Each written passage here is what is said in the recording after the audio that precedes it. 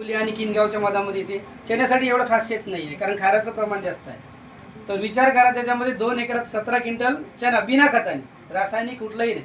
आणि 10 तास तुरीचे होते, 4.5 क्विंटल तुरी झाल्या. एकदा टाळ्या झाल्या पाहिजे सरांसाठी. आणि पाऊस काळा जास्त असल्यामुळे माहिती आहे का, सोयाबीन फक्त माथ्यावर पिकलं, याच्यामध्ये नाही. तरी 13 क्विंटल, 2.25 एकरामध्ये 13 क्विंटल सोयाबीन पण झालं. आणि आत्ता इव्हन तीर पण आहे घरी, मग क्विंटल 1.5 क्विंटल तीर पण होईल. म्हणजे फक्त किती, अर्ध्या एकरामध्ये तीर लावलेलं. असा धन्वंतरीचा रिझल्ट आहे. मला असं वाटतंय की बाबा आपल्या आजूबाजूच्या प्रत्येक शेतकऱ्यांनी धन्वंतरी वापरायला पाहिजे. तुमच्या जमिनीमध्ये काय फरक पडला सर, मातीमध्ये? खूप सर, गांडुळाचं प्रमाण तुम्ही आता एखाद्या ठिकाणी जर चिखल होत असेल तर तिथं गांडूळ बघून घ्या.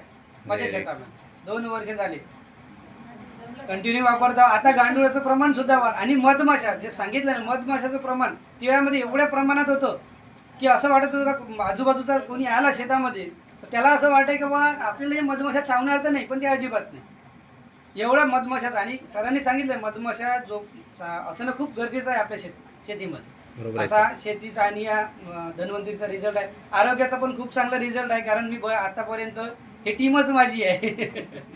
जे वाघोली जे आहे, जेवढे लोक आहे हे टीमच माझी आहे.